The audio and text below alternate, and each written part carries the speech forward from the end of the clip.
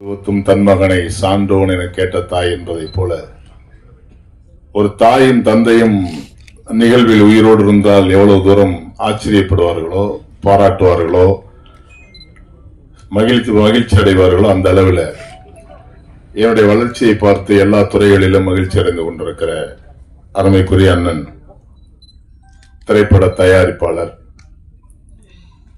அண்ணன் கே ராஜன் அவர்களே, அன்பு சகோதரர்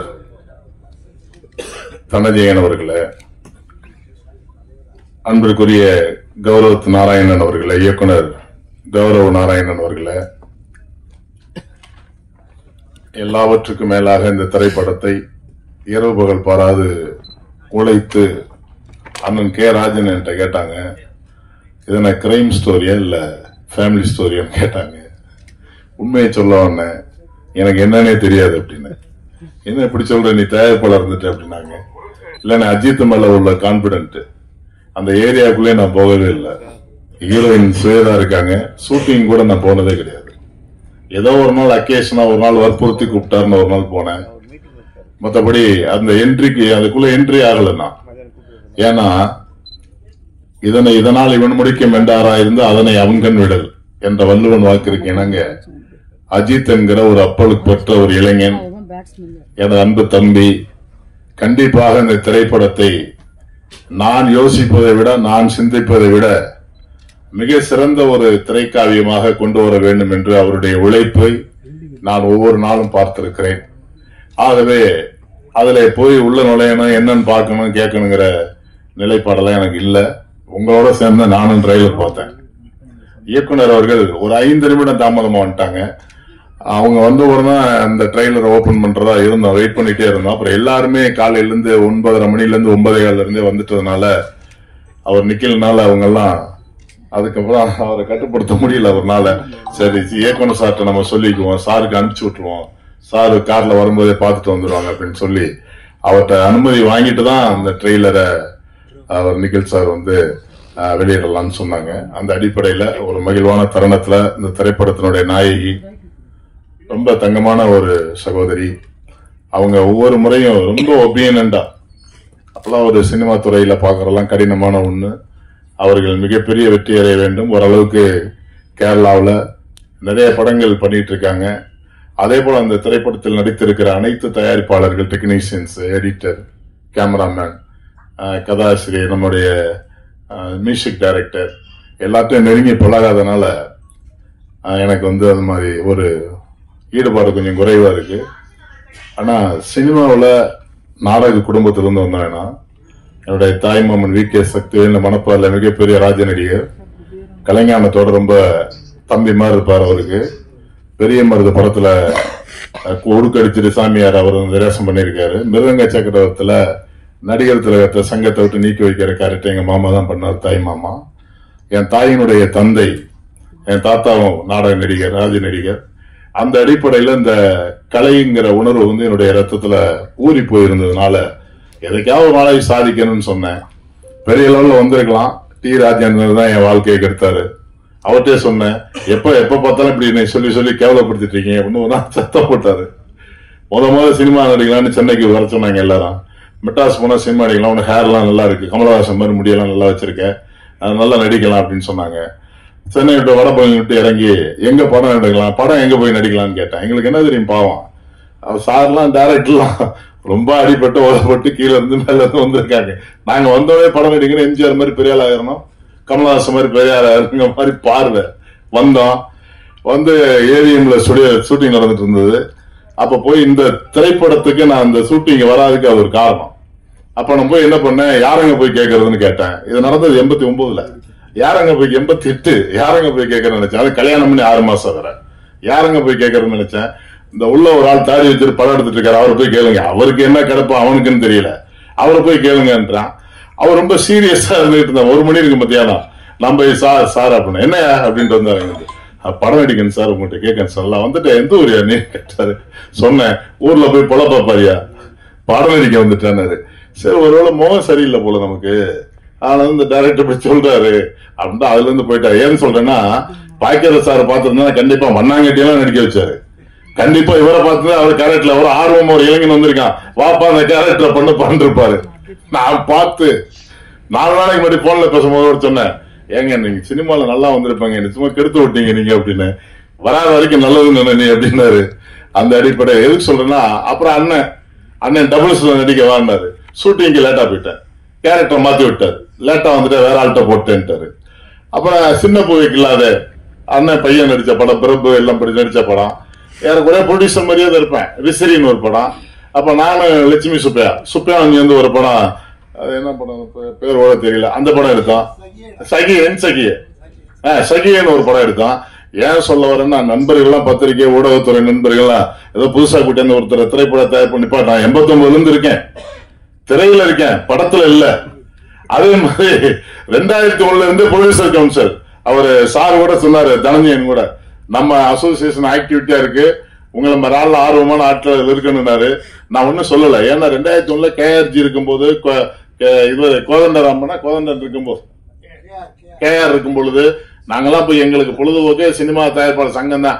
சாயந்தரம் போய் 6 மணி 7 மணிக்கு உட்காந்து 11 மணி 12 மணிக்கு அண்ணன் கார் எடுத்துட்டு அங்க வண்ணாரப்பட்ட போவோம், நான் கார் எடுத்துட்டு சாலிகிராம வருவேன். அந்த அளவுக்கு ரொம்ப ஈடுபாடோடு இருந்தோம். பரவாயில்ல, இருந்தாலும் முதல்ல கால் எடுத்து வச்சிருக்கேன்.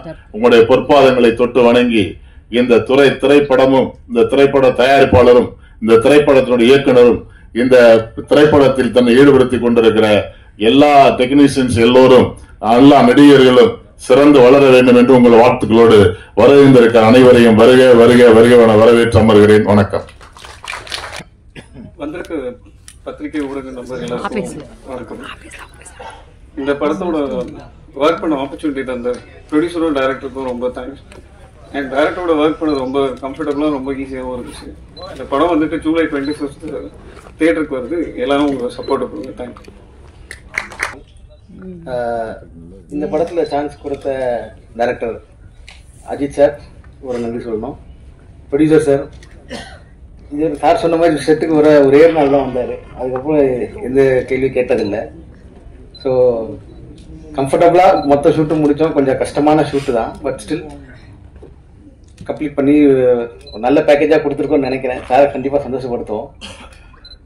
So thank you. 25th படம் ரிலீஸ் ஆகுது, கண்டிப்பாக எல்லோரும் என்ஜாய் பண்ணுவீங்க. நன்றி. எல்லோருக்கும் வணக்கம். இந்த பிரபஞ்சத்துக்கும் என்னோட தாய் தந்தைக்கும் முதல் வணக்கத்தை தெரிவிச்சுட்டு, பிடிகே அரசகுமார் சாருக்கு என்னோட நன்றிகள், மனமார்ந்த நன்றிகள். அப்புறம் டைரக்டர் திரு அருள் அஜித் அவர்களுக்கு என்னை நம்பி இந்த ப்ராஜெக்டை கொடுத்ததுக்கு ரொம்ப ரொம்ப தேங்க்ஸ். 25th ஜூலை வந்து இந்த படம் ரிலீஸ் ஆகுது. ஸோ இந்த படத்தில் மொத்தம் ஒரு 3 பாட்டு இருக்குது. எல்லா பாட்டுமே நல்லா வந்திருக்கு. பேக்ரவுண்ட் ஸ்கோரிங் வந்து ஹரி பண்ணியிருக்காரு. ரொம்ப சூப்பராக இருந்துச்சு இங்கே பார்க்கும்போது ட்ரெய்லர். ஸோ கண்டிப்பாக அவங்க எல்லாரோட ஆதரவும் கண்டிப்பாக இதில் இருக்கும்னு நான் நம்புகிறேன். அண்ட் கண்டிப்பாக அவங்க எல்லாருக்கும் பிடிக்கும். அஃபிஷியலி எனக்கு வந்து ரிலீஸ் ஆக போகிற 2வது மூவி, பட் இதனோட 4வது மூவி. ஸோ எல்லாரையும் என்கரேஜ் பண்ணி நல்லபடியாக கொண்டு வருவீங்கன்னு நம்புகிறோம். Thank you so much.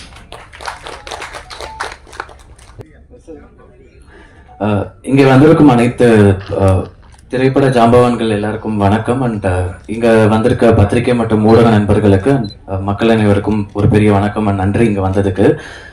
நான் இங்க உங்க முன்னாடி நிக்கிறதுக்கு காரணமான என்னுடைய பெற்றோர்கள், அவர்களுடைய சப்போர்ட்டுக்கு ரொம்ப ஒரு பெரிய நன்றி. சோஃபார் அதனால தான் வந்திருக்கேன்.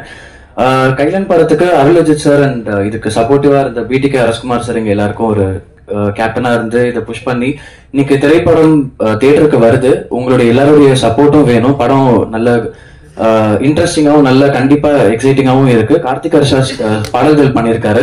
எல்லாரும் அதை கண்டிப்பா செக் பண்ணுங்க. யூடியூப்ல எல்லாமே ஒன்னொன்னா இப்ப அடுத்து ரிலீஸ் ஆக போகுது. இன்னைக்கு வந்திருக்க ட்ரெய்லரும் இப்ப அடுத்து யூடியூப்ல வரும். எல்லாருக்கும் ஷேர் பண்ணுங்க. இந்த படத்தை பத்தி வெளி மக்களுக்கு கண்டிப்பா கொண்டு போங்க. ஏன்னா நீங்க நினைச்சாதான் இந்த படத்தை இன்னும் பெரிய ஆடியன்ஸ்க்கு ரீச் பண்ண முடியும். ஸோ நீங்க தான் எங்களுடைய முதல் ஆடியன்ஸ். ஸோ அதுக்கு ஒரு பெரிய நன்றி. நிச்சயமா இங்க வந்திருக்க திரைப்பட ஜாம்பவான்கள் எல்லாருக்கும் அவங்களோட பிளெஸிங்ஸ் எங்களுக்கு எப்பயுமே தேவை. அண்ட் எங்களோட ஆர்டிஸ்ட் எல்லாருமே அவங்களோட பெர்ஃபார்மன்ஸ் பெஸ்டா கொடுத்துருக்காங்க.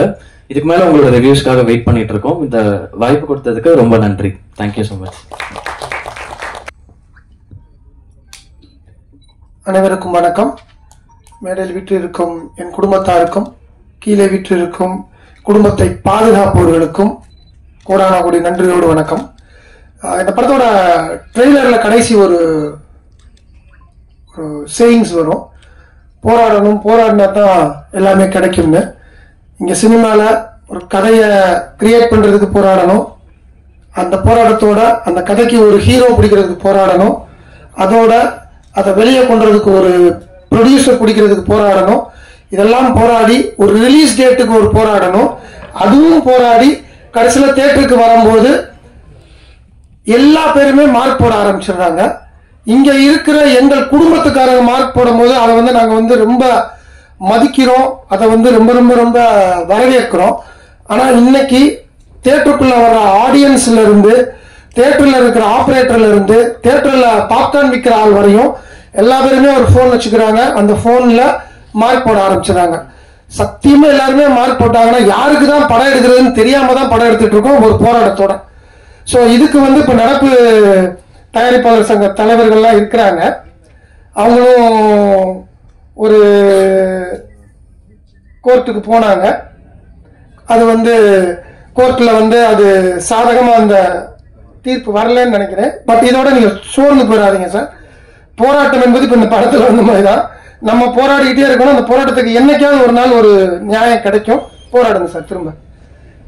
ஸோ கமிங் டு த கைலன் பாயிண்ட், இப்போ டைரக்டர் அஜித் இத்தனை போராட்டத்துக்கு அப்புறம் தான் இந்த ஸ்டேஜ்ல உட்கார்ந்துருக்காரு. ஸோ ஒரு கைதட்டலாம் இருக்கு.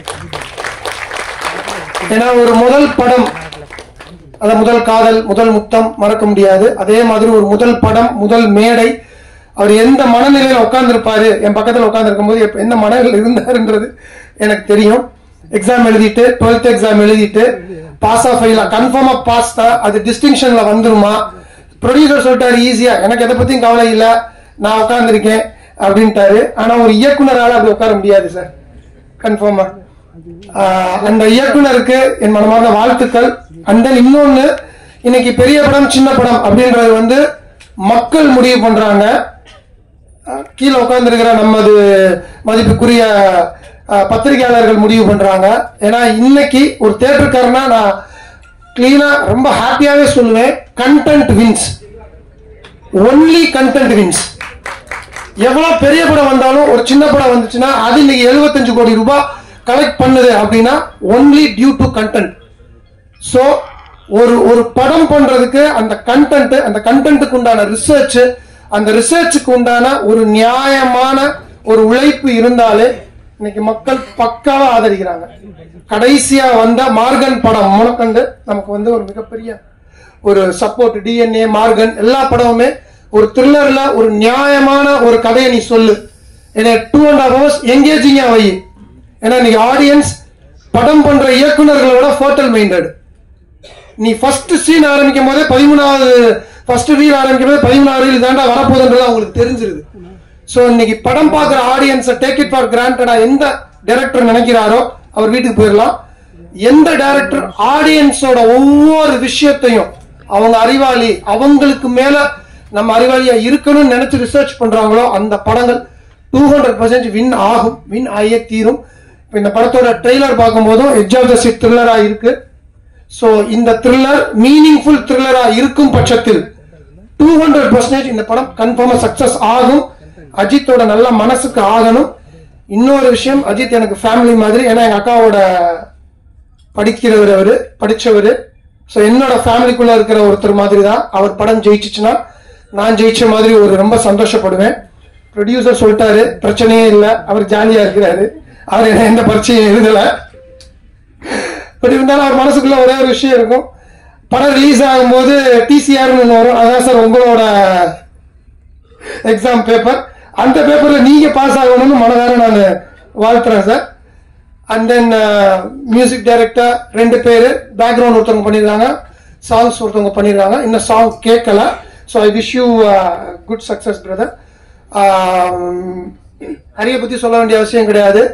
ஆல்ரெடி காலங்களில் வசந்தம் சாங்ஸே எனக்கு ரொம்ப பிடிச்சிருந்துச்சு, ரொம்ப நான் சொல்லிக்கிட்டே இருப்பேன். சார்ட் பஸ்டர்ஸ்ல ரொம்ப நல்லா வந்த கதைகள். இப்போ தெலுங்குல அவர் பெரிய பெரிய படங்கள் வந்ததுனால அவரோட கால் ஷீட் எல்லாம் தெலுங்குல கொடுத்துருக்காரு. அப்பதான் நான் சொன்னேன், இங்கேயும் கொஞ்சம் கால் ஷீட்ஸ் எல்லாம் கொடுங்கம்மா, கால் ஷீட் கை ஷீட் எல்லாம் கொடுங்கம்மான்னு இருக்கேன். ஸோ பண்றேன்னு சொல்லியிருக்காரு. அவருக்கும் எனது வாழ்த்துக்கள். Camera work and editor Ashwin, already editor Ashwin கூட நானும் 2 படம் நான் நடிச்ச படத்தை எடிட் பண்ணியிருக்காரு. இந்த படமும் ட்ரெய்லர் ரொம்ப என்கேஜிங்காக இருந்துச்சு. ஸோ அவருக்கும் என் வாழ்த்துக்கள். Prajan, so I am expecting lot from you brother. நீ வரும்போது நான் இன்னும் ஒரு ரீச் ஆவீங்கன்னு நான் எதிர்பார்த்துட்டு இருந்தேன். But there is always a says right time, and right time comes when right people comes, definitely your success will come at the right time. So I'm just wishing you a great success. Last but not the least, அவங்க ஸ்வேதா நிறைய படங்கள் பண்ணியிருக்காங்க. எனக்கு ரொம்ப பர்சனலாக மனசுக்கு பிடிச்சது மாறா ரொம்ப பிடிக்கும். எனக்கு ரொம்ப பிடிக்கும். ரொம்ப ஒரு மாதிரி பொய்டிக்கான ஒரு படம். அதுல இருந்து அவங்களோட கரியரும் தமிழ்ல பெருசா வரும்னு நான் எதிர்பார்த்துட்டு இருக்கிறேன். So I wish your great success for this film also. So என்டையரா எல்லா பேரையும் நான் சொல்லிட்டேன்னு நினைக்கிறேன். தயவு செய்து திரும்பவும் இந்த மாதிரி படங்கள், சின்ன படங்கள் பெரிய படங்கள்ன்றது கிடையாது. படத்தோட தரமும் படத்தோட நியாயமான அந்த சக்சஸும் உங்க கையில தான் இருக்கு. இன்னைக்கு இங்க இருக்கிற என் பத்திரிகையாளர்களுக்கும் மீடியா நண்பர்களுக்கும் யூடியூப் நண்பர்களுக்கும் ஒரே ஒரு விஷயம் தான் நான் கால் தொட்டு கேட்டுக்கிறேன். ஏன்னா இன்னைக்கு ஜுராசிக் வேர்ல்டு ஓடுற ஐநாக்ஸ்ல 5th ஸ்கிரீன்ல தான் எங்களோட கைலன் படமும் ரிலீஸ் ஆகும். ஸோ 10,000 கோடி 15,000 கோடி போட்டு எடுக்கிற ஒரு படத்துக்கும் 2 கோடி போட்டு எடுக்கிற படத்துக்கும் lot of differences are there. அதை நான் சொல்ல வேண்டியதுல அது உங்களுக்கே தெரியும். ஆனா இன்னைக்கு பாதி பேர் கம்பாரிசன்ல தான் படம் பாக்குறாங்க. இப்ப எனக்கு ஒரு விஷயம் புரிய மாட்டேது. 5 யூடியூபர்ஸ் ஒரு ஒரு கிரிட்டிக் பண்றாங்க. 5 பேர்ல 5 பேருமே அவங்கவுங்க இதுல ஒருத்தர் மியூசிக் நல்லா இருக்குன்றாரு, ஒருத்தர் மியூசிக் நல்லா இல்லைன்றாரு, ஒருத்தர் இந்த ஃபர்ஸ்ட் ஹாஃப் நல்லா இருக்குன்றாரு, செகண்ட் ஹாஃப் நல்லா இல்லைன்றாரு, இன்னொருத்தர் ஃபர்ஸ்ட் ஹாஃப் சூப்பரா இருக்கு, செகண்ட் ஹாஃப் நல்லா இல்லைன்றாரு. இப்போ உங்க 5 பேர்த்துக்குள்ளேயே ஒரு ஒற்றுமை இல்லாம ஒரு விஷயங்கள் நீங்க சொல்றீங்கன்னா அப்போ ஒரு 1000 பேர் உட்கார்ந்து இருக்க ஆடியன்ஸ் அவங்க ஒரு ப்ரீ நோஷனோட தியேட்டருக்குள்ள வரக்கூடாது. தயவு செய்து அதை மட்டும் மனசுல வைங்க. இங்க ஒவ்வொரு படமும் செத்து சுண்ணாம்பாய் தான் எடுத்துட்டு இருக்காங்க. ஒரு ப்ரொடியூசரும் இயக்குனரும் கிட்டத்தட்ட ஓப்பனாவே நான் சொல்றேன் 3 வருஷமா 3 படம் சைன் பண்ணிட்டு 3 படம் சைன் பண்ணி அட்வான்ஸ் வாங்கிட்டு சக்சஸ் ஆன இயக்குனர்களும் சரி, பிளாப் கொடுத்த இயக்குனர்களும் சரி படம் பண்ண முடியாம தான் இருந்துட்டு இருக்காங்க இன்னைக்கு இருக்கிற காலகட்டத்தில். ஏன்னா ஒரு படத்தோட தலையெடுத்த ஓடிடி நிறுவனம் என்னைக்கு முடிவு பண்ண ஆரம்பிச்சாங்களோ அன்னைக்கே இங்க ப்ரொடியூசர்ஸ் இயக்குனர்கள் எல்லா பேரோட மாரல் அந்த ஸ்ட்ரென்த்ன்றது உடையுது. ஸோ இன்னைக்கும் நான் ப்ரே பண்ற கடவுள் இந்த சினிமாவுக்கு ஏதாவது ஒரு மிகப்பெரிய சக்தியை கொண்டு வந்து தயவு செய்து ஒரு சினிமாவோட படம், ஒரு சினிமாவோட சக்சஸ், ஒரு சினிமா படம்ன்றது இயக்குனர்கள் கையிலையும் தயாரிப்பாளர்கள் கையிலையும் தான் இருக்கணும் அப்படின்னு நான் ரொம்ப ரொம்ப ரொம்ப மன்றாடி கேட்டுக்கிறேன். உங்களோட பாலம் தொட்டு கேட்டுக்கிறேன். ஒரு கிரிட்டிக்கும் ஒரு படம் கிரிட்டிக் பண்றதுக்கு முன்னாடி அந்த படத்தோட பட்ஜெட் என்ன, அந்த படத்தோட மேக்கிங் என்ன, அந்த படத்தோட விஷயங்கள் என்ன அப்படின்னு கருத்து பண்ணி உங்களோட கருத்தை சொல்லுங்க. கம்பாரிசன் பண்ணி தயவு செய்து கிரிட்டிக்ஸ் பண்ண வேண்டாம். ஏன்னா சினிமா கொஞ்சம் குத்துயிரும் குலையுமா இருக்கு. அதை வாழ வைக்க வேண்டிய கடமை எங்களை விட உங்க கையில தான் இருக்கு, உங்களுக்கு தான் இருக்கு. அதை நான் ஞாபகப்படுத்த வேண்டிய அவசியம் கிடையாது, அது உங்களுக்கே தெரியும்.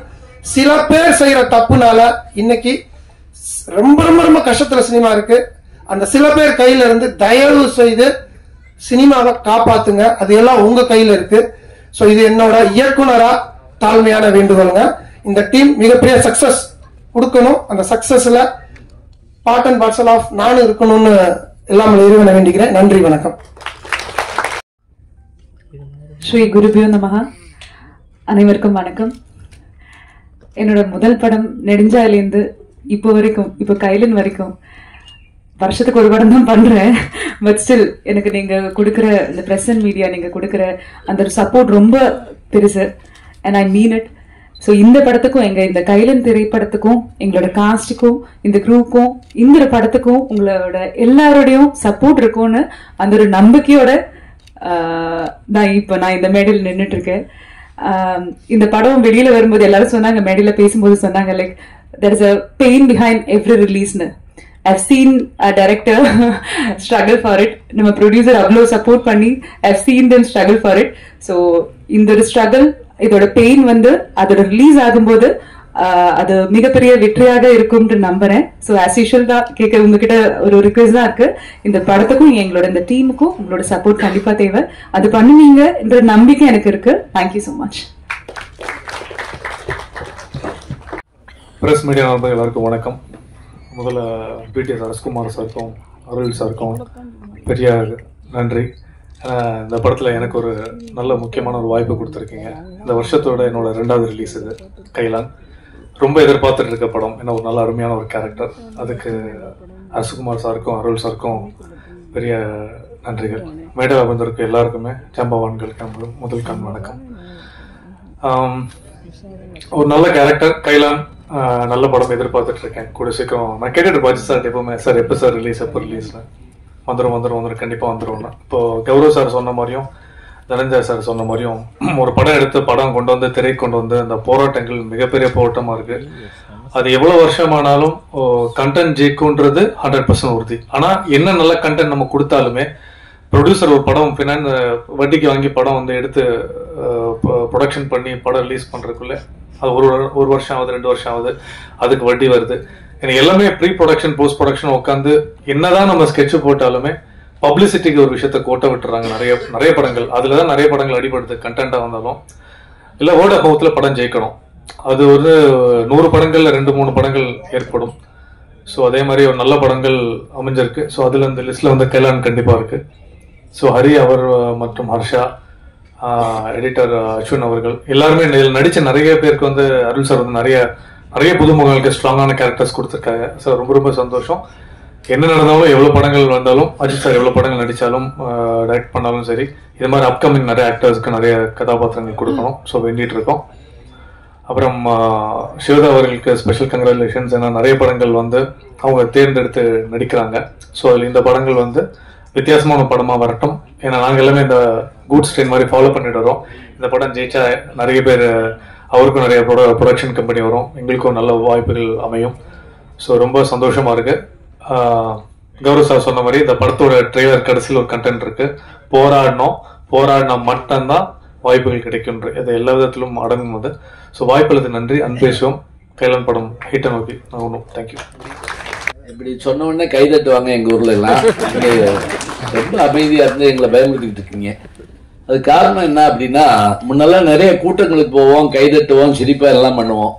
இப்ப டிவியா பாத்துக்கிட்டே இருக்கிறதுனால வீட்டுக்குள்ள உட்காந்து கைதட்ட முடியாது, விசில் அடிக்க முடியாது, என்ன பண்ண முடியாது. அப்படியே என்ன ஆயிட்டோம்னா ஃப்ரீஸ் ஆகி உட்கார்ந்து இருக்கிறோம். அனைவருக்கும் வணக்கம். உங்களுக்கு தான் முதல் வணக்கம். உங்களுக்கு சொன்ன உடனே 2-3 கைதட்டு சத்தம் கேட்டது, மிக்க நன்றி. இந்த அருமையான படத்துல புதுமுகங்கள் நிறைய நடிச்சிருக்காங்கன்னு சொன்னாங்க. நானும் புதுமுகம் தான். நான் இருந்தால விருமாண்டியில வந்து கமல் சார் அவர்கள் திரைக்கதை எழுதுறப்ப நான் அதுல அந்த கதை சொல்றதுக்கு மதுரை மொழிக்காக நான் வந்தேன். திடீர்னு நீங்க நடிக்கிறீங்களான்னு கேட்டாரு. நான் நடுங்கி போனேன். ஏன்னா அது மாடு பிடிக்கிற படம். நான் பாட்டுக்கு சரின்னு சொல்லி, நீ 2 மாட்டை பிடினா நம்ம கதி என்ன, நம்ம சிலபஸ்லயே கிடையாது அதெல்லாம். நான் பயப்படுறத பார்த்துட்டு அவர் சொன்னாரு, கவலைப்படாதீங்க, நான் மாட்டை பிடிக்கிறேன், நீங்க எப்போ உங்களை மைக்க பிடிங்கன்னாரு. பட் அந்த டீலிங் எனக்கு ரொம்ப பிடிச்சிருந்தது, ஒத்துக்கிட்டேன். இன்னைக்கு வரைக்கும் ஒரு 50 வரைக்கும் சார் பேக்கிறார் சார், 50 படம் வரைக்கும் வந்துட்டேன். அவருக்கு திருப்பி வருது. எனக்கு நானும் அவருக்கு இப்பதான் ஒரு வெப் சீரிஸ்ல நடிச்சுட்டு வந்தான். இதுல எனக்கு என்ன பெரிய மகிழ்ச்சி அப்படின்னா, எனக்கு பிடிச்ச கதை, எனக்கு பிடிச்ச அந்த பாத்திரம், அது மட்டுமே எனக்கு ஒத்து வரும்னு நான் சொல்லிடுவேன். அதுபோல இதுல என்ன அவங்க கூப்பிட்டு அந்த சொன்ன விஷயங்களும், இயக்குனர் அவர்கள், தயாரிப்பாளர், கூட நடிச்சவங்க எல்லாருமே என்னை வந்து அவ்வளவு அருமையா பார்த்துக்கிட்டாங்க. சொந்த வீட்டில் இருக்கிற மாதிரியான ஒரு சந்தோஷம் எனக்கு இருந்தது. உண்மையிலேயே இதில் சொல்லப்பட்டிருக்க மாதிரியான இந்த செய்தியெல்லாம் பார்த்துக்கிட்டே வந்தேன்.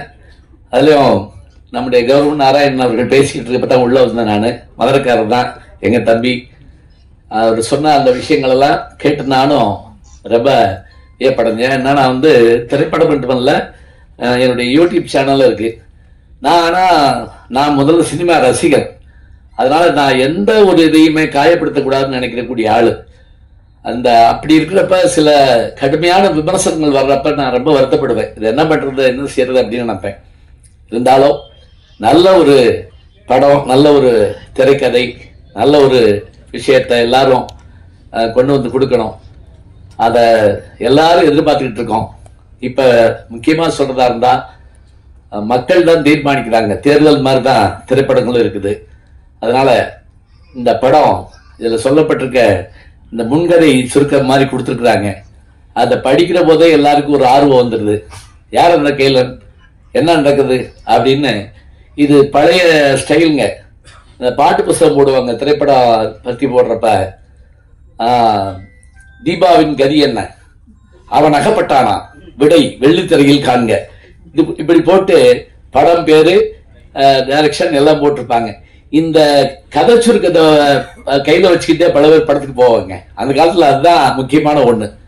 அது மாதிரி இந்த படத்துக்கு மிக அருமையாக இவர்கள் அந்த செய்திருக்கிற பணி, படத்தை நடிச்சுட்டு இருக்கப்ப இதுல ஏற்பட்ட ஒரு மகிழ்ச்சி, எல்லாத்தையும் வந்துக்கிறதுக்கான வாய்ப்பு கிடைச்சிருக்குது. நிச்சயமாக இப்ப எனக்கு தெரிஞ்சு அவங்க சொன்னாங்க பாருங்க, அது மாதிரி இந்த சின்ன படங்கள் அழகான வெற்றி கொடுத்துட்டே இருக்கு. அப்படியே அந்த இந்த வெற்றியும் சாதாரணமான வெற்றிகள் இல்லை. அதுலயும் டூரிஸ்ட் ஃபேமிலி, அதை நான் விமர்சனம் பண்ணியிருந்த பார்த்து சசிகுமார் சார் வந்து எனக்கு ஒரு பேட்டியே கொடுத்தாரு என்னுடைய யூடியூப் சேனல்ல வந்து. அது எதுக்காக அப்படின்னா, நல்ல விஷயத்த நம்ம பாராட்டணும், அதே சமயத்துல யாரையும் பாதிச்சிடவும் கூடாது. மோசமானது, அது ரொம்ப மோசமானது, இதை சொல்றது பெரிய விஷயம் இல்லைங்க. அது ஒரு நிமிஷம் அது நின்று பார்த்தா தான் அந்த கஷ்டம் என்னன்னு தெரியும். அதனால நான் அடிக்கடி சொல்லுவேன், பேசுறது ரொம்ப ஈஸி நினைப்பாங்க. எந்திரின்னா நெஞ்சு வலி வந்துடும் சில பேருக்கு. இல்லைன்னா வெறும் போன் எடுத்து வச்சு அப்படி கிளம்பி போயிட்டு இருப்பாங்க. அந்த கஷ்டம் அதுக்கு தான். இப்ப இந்த போடியமே எதுக்குன்னா நடுக்கு வழி தெரியாம இருக்கத்தான் பிடிச்சிக்கிட்டு நிக்கிறோம் அப்படியே. அதனால நமக்கு தெரியும்.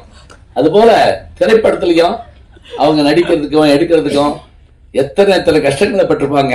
இதெல்லாம் நம்ம பாக்குறோம். எல்லாத்தையும் தாண்டி ஒரு படம் ரிலீஸ் ஆகிறதும், அந்த படம் வெற்றி அடைகிறதும், அதுல யாரும் கெட்ட படம் எடுக்கிறது இல்லைங்க. இந்த படம் ஓடவே கூட அப்படி யாரும் எடுக்க மாட்டாங்க. ஓடணும் தான் எடுக்கிறாங்க. அது என்னமோ சில நேரங்களில் சூழல் அப்படி எல்லாம் இருக்கலாம். இருந்தாலும் நம்ம வெற்றியை நோக்கி நகர்வோம். வெற்றிக்கான முயற்சி எல்லாமே செஞ்சிட்டோம். இந்த சில பேர் சொல்றாங்கல்ல, நல்லா தான் எழுதியிருக்கேன், ஒன்றும் கவலை இல்லை அப்படிம்பாங்க. அதே மாதிரி நல்லா உழைச்சிருக்கோம், அதுக்கான வெற்றி நமக்கு கட்டாயம் கிடைக்கும். அந்த விடையை நீங்கள் தான் தரப்போகிறீர்கள். நன்றி, வணக்கம். First of all, thank you so much for being here. அனைவருக்கும் வணக்கம். I'm just going to keep it very short and sweet.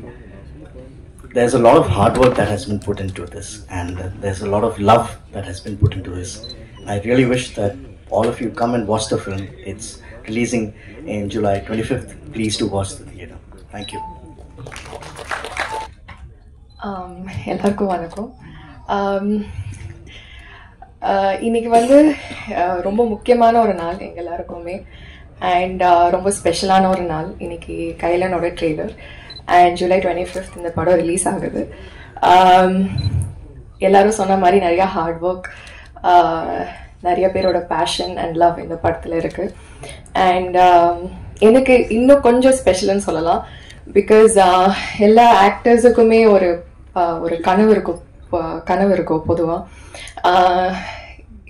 நம்மளை வந்து பெரிய ஸ்க்ரீனில் பார்க்கணுன்ற ஒரு கனவு எனக்கு. நான் ஒரு 2-3 படம் பண்ணியிருக்கேன். அண்ட் இப்போ வந்து ஒரு சாலிடான ஒரு கேரக்டர் கொடுத்து ஒரு ஸ்க்ரீன் ப்ரெசன்ஸ் கொடுத்து வர படம் எனக்கு படம் கைலன் தான். ஸோ அதுக்கு I am very very thankful to the director. And audition பண்ண போனப்போ எனக்கு பெருசாக ஒர்க் எக்ஸ்பீரியன்ஸ்னு இல்லை. அது எதுவுமே பார்க்காம ஃபுல்லாக ஆடிஷன் மட்டும் பார்த்து ஓகே இவங்களால பண்ண முடியும்ன்ற ஒரு நம்பிக்கையோட எனக்கு இந்த ரோல் கொடுத்ததுக்கு ரொம்ப thanks sir, Ajith sir. And my extended gratitude to the producer sir. Thank you for making me part of this film. And everyone who I worked with, thank you so much for being so kind and so generous. உண்மையிலே ரொம்ப ஸ்பெஷலான co-actors. And உங்களுக்கு கண்டிப்பா படம் பிடிக்கும்னு நம்புறேன். Thank you so much.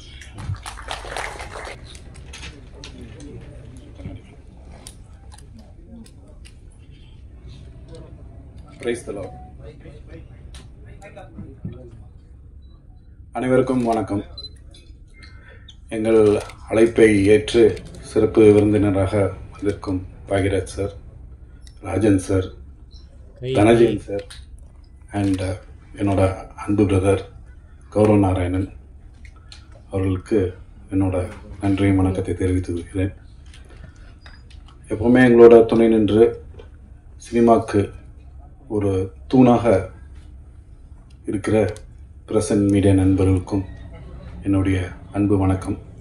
மற்றும் இங்கு வருகை தந்து இந்த ட்ரெய்லர் வெளியீட்டு விழாவை கரெக்டாக நடத்தி முடிச்சதுக்கு சப்போர்ட் பண்ண அனைத்து நல்லுள்ளவங்களுக்கும் குடும்பத்தாருக்கும் அனைவருக்கும் வணக்கம். கைலன்,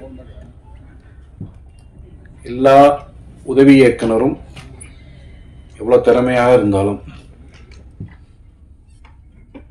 இல்லை எந்த ஸ்கூல்லேருந்து வந்தாலும் அவரை அறிமுகப்படுத்துறதுக்கு ஒரு தயாரிப்பாளர் இல்லை என்றால் அந்த இயக்குனர் வெளியே வரவே மாட்டார். உலகத்துக்கு அவர் தெரியாமல் போயிடுவார். அந்த மாதிரி எனக்கு என்னை நம்பி இந்த படத்தை கொடுத்த பாசத்துக்குரிய அண்ணன் வி.டி. அரசகுமார் அவர்களுக்கு என் வாழ்நாள் முழுவதும் நான் கடமைப்பட்டிருக்கிறேன். I am very grateful sir.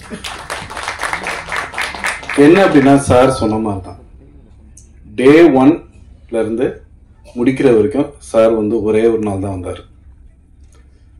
So the complete production, executive production எல்லாமே நான் என் டீமோட சேர்ந்து ஹேண்டில் பண்ணி இந்த படத்தை முடித்து நான் அவருக்கு இன்னும் போட்டு காமிக்கல படத்தை. ஸோ நெக்ஸ்ட் வீக் நான் போட்டு காமிச்சிருவேன். ஸோ அந்த மாதிரி ஒரு நம்பிக்கை சாருக்கு என் மேலே. ஸோ அந்த நம்பிக்கையை நான் கண்டிப்பாக காப்பாற்றிருக்கேன்னு நினைக்கிறேன். ஏன்னா அந்த படம் பயங்கர ஹார்ட் ஒர்க். ஏன்னா எங்களுக்கு என்றைக்குமே நான் ஒரு ப்ரொடியூசரோட டைரக்டராக இருக்க தான் ஆசைப்பட்றேன். ஏன்னா அவங்க கஷ்டப்பட்டு நமக்கு ஒரு காசு தராங்க, நம்மளை நம்பி ஒரு படத்தை எடுக்கிறதுக்கு ஒரு வாய்ப்பும் கொடுக்குறாங்க. ஸோ அது நம்மளோட வாழ்க்கை. ஸோ அதை நம்ம சரியாக காப்பாற்றினா தான் மற்ற ப்ரொடியூசரும் நம்மளை நம்பி பணம் போடுவாங்க, ஒரு நல்ல படத்தை நம்மளால் உருவாக்க முடியும். ஆனால் சார் வரவே இல்லை அப்படிங்கிறதுக்காண்டி இஷ்டத்துக்கு நாங்கள் பட்ஜெட் அந்த மாதிரிலாம் இது பண்ணல.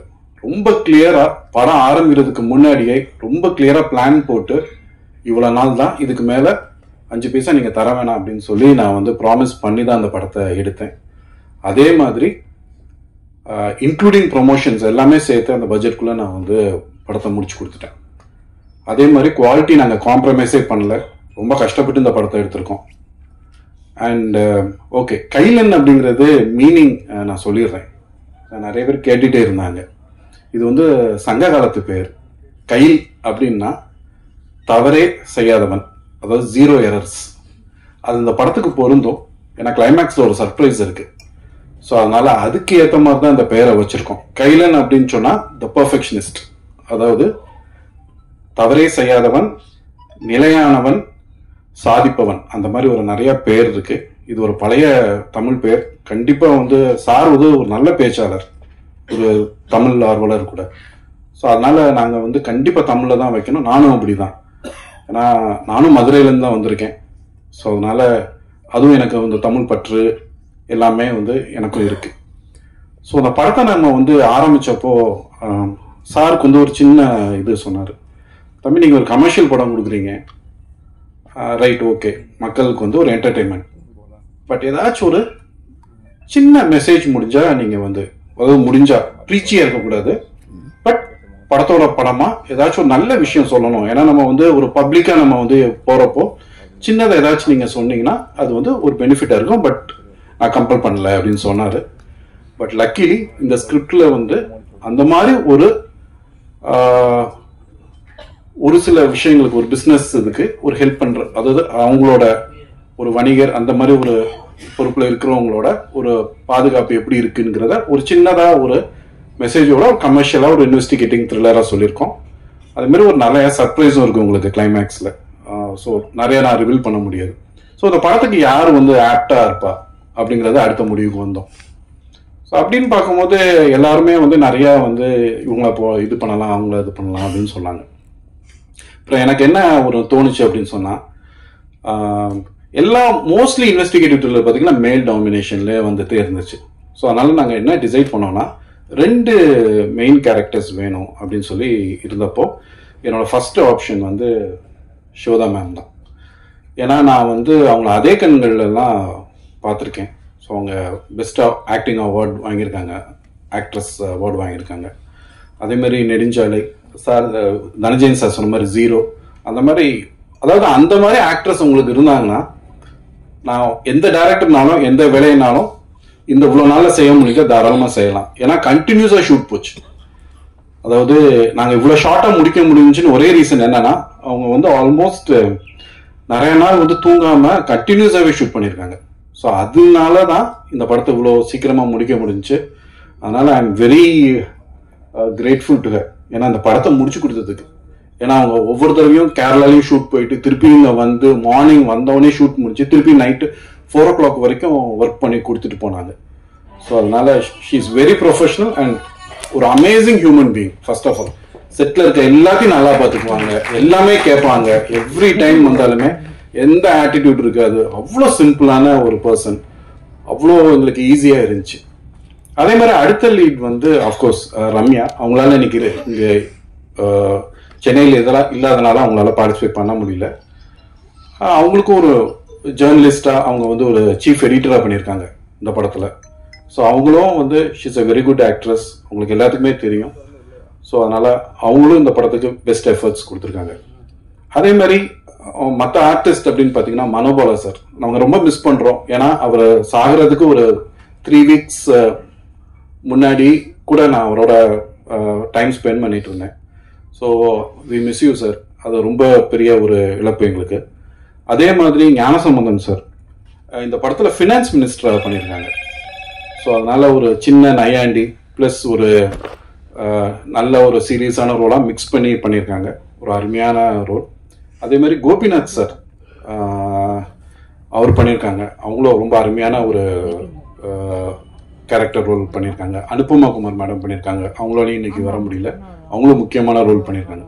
ஸோ அதே மாதிரி இங்கே இருக்கிறவங்க இதில் வந்திருக்கவங்க எல்லாமே பேசினவங்க எல்லாத்துக்குமே இதில் வந்து ஆல்மோஸ்ட் கொஞ்சம் மீட்டி ரோல்ஸ் தான். எல்லாத்துக்குமே வந்து ஏதோ வந்துட்டு பேசிட்டு போகிறவங்க அப்படி கிடையாது. இன்னொன்று சொல்லணும், இந்த படத்துக்கு 115 பேர் டப்பிங் பண்ணியிருக்காங்க. ஏன்னா அவ்வளோ கேஸ்ட் இருக்கு இந்த படத்துக்கு. ஸோ அதுவே எங்களுக்கு வந்து முடிக்கிறதுக்கு ரொம்ப டைம் ஆச்சு. ஸோ அதனால எல்லாமே கண்டினியூஸாகவே சேலஞ்சிங்காக தான் போச்சு எங்களுக்கு கம்ப்ளீட்டாக இந்த ஃபிலிம். ஸோ நல்லபடியாக இந்த படத்தை வந்து நாங்கள் வந்து இப்போ முடிச்சு இப்போ திரைக்கு கொண்டு வரதுக்கு படம் தயாராகிட்டு இருக்கு. 25ஆம் தேதி இந்த படம் வந்து ரிலீஸ் ஆக போகுது. ஸோ அதனால இங்கே வந்திருக்கும் ப்ரெஸ் அண்ட் மீடியா பீப்புள் தயவுசெய்து உங்கள் சப்போர்ட் எங்களுக்கு கண்டிப்பாக வேணும். நீங்கள் இல்லாமல் நாங்கள் கிடையாது. எப்போவுமே திரைத்துறை உங்களை நம்பி தான் இருக்கு. இந்த படத்தை நல்லபடியாக மக்கள்கிட்ட கொண்டு போய் சேர்க்கறது உங்களோட பொறுப்பு. அதை நான் வந்து தாழ்மையுடன் உங்கள்கிட்ட கேட்டுக்கொள்கிறேன். அதே மாதிரி நான் வந்து இன்னொரு ஒரு முக்கியமான விஷயம் என்ன சொல்லணும்னா, என்னோட ஃபேமிலி பற்றி நான் சொல்லி ஆகணும். ஏன்னா நான் வந்து பிகினிங்ல இருந்து ஒரு திரைத்துறையிலேருந்து வரல. நான் வந்து ஒரு வேலையில பார்த்துட்டு நல்ல வேலையை திடீர்னு ஒரு நாள் விட்டுட்டு சினிமாவில் இருக்க பாசத்தினால நான் அப்படியே வந்துட்டேன். அதனால என் ஒய்ஃப் வந்து கண்டிப்பாக வந்து என்னை அக்செப்ட் பண்ணிக்கிறது பெரிய விஷயம். ஏன்னா திடீர்னு ஒரு நாள் ஒரு நல்ல வேலையில் இருக்கும்போது தூக்கி போட்டு நான் வந்து வேலையை விடுறேன் அப்படின்னு சொல்லிட்டு சினிமா எடுக்க போனால் யாருமே வந்து நம்மளை வீட்டுக்குள்ளேயே சேர்க்க மாட்டாங்க. ஸோ ஆனால் என்னைய வந்து என்னோட பேஷனை மதித்து எனக்கு இவ்வளோ நாள் வந்து அவங்க பொறுமையாக இருந்து சப்போர்ட் பண்ணி இப்போ இந்த படம் வர்றது வந்து பெரிய இது. அதே மாதிரி இன்னைக்கு வந்து எங்கள் அப்பாவோட பிறந்த நாள். ஆனால் எங்கள் அப்பா எனக்கு கூட இல்லை. ஆனால் பை லக்கு வந்து இன்னைக்கு இந்த நாள் வந்து எங்கள் அப்பா பிறந்த நாள் அன்னைக்கே ட்ரெய்லர் அமைஞ்சது வந்து எனக்கு ரொம்ப சந்தோஷம். ஏன்னா எங்கள் அப்பாவோட பிளெஸ்ஸிங்ஸ் வந்து ரொம்ப முக்கியம். அதே மாதிரி எங்கள் அம்மா, என்னோட பொண்ணு, எங்கள் அக்கா, ஒரு வீட்டுக்காரர் எல்லாமே இங்கே வந்திருக்காங்க சப்போர்ட் பண்ண. எல்லாத்துக்கும் நன்றி. அதே மாதிரி நான் வந்து கூப்பிட்டு இங்கே எல்லாம் பெரியவங்க எல்லாம் வந்ததுக்கும் ரொம்ப நன்றி. இந்த படத்தை சப்போர்ட் பண்ணுங்க. ஒரு சின்சியர் அட்டெம்ப்ட் பண்ணியிருக்கோம். நல்ல கண்டென்ட் கொடுத்துருக்கோம். கண்டென்ட் உள்ள படம் நல்லா ஜெயிச்சிட்டு இருக்கு. ஸோ இந்த படமும் கண்டிப்பாக ஜெயிக்கும் என்று நம்புகிறேன். நீங்கள் வாழ்த்தி எனக்கு ஹெல்ப் பண்ணுங்க, சப்போர்ட் பண்ணுங்க எங்கள் டீமுக்கு. அதே மாதிரி இந்த படத்தில் வந்து உழைச்ச என்னோட டீமை நான் வந்து அறிமுகப்படுத்தணும்னு நான் நினைக்கிறேன். என்னோட கோ டைரக்டர் பிரபாகர், ஃபர்ஸ்ட் ஏடி ராஜசேகர், செகண்ட் ஏடி சுரேஷ் தமிழன், கணேஷ்,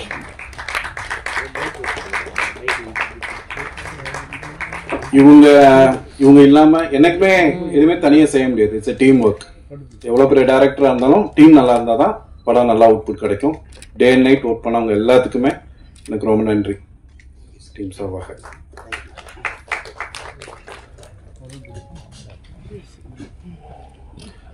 ஸோ இதோட என் உரையை நான் முடித்துக் கொள்கிறேன். மீண்டும் நான் வைக்கிற ஒரே ரிக்வெஸ்ட், மீடியா பீப்புள் வந்து தயவுசெய்து இந்த படத்தை நல்லபடியா கொண்டு போய் மக்கள்கிட்ட சேர்க்குமாறு தாழ்மையுடன் வேண்டிக் கொள்கிறேன். நன்றி, வணக்கம்.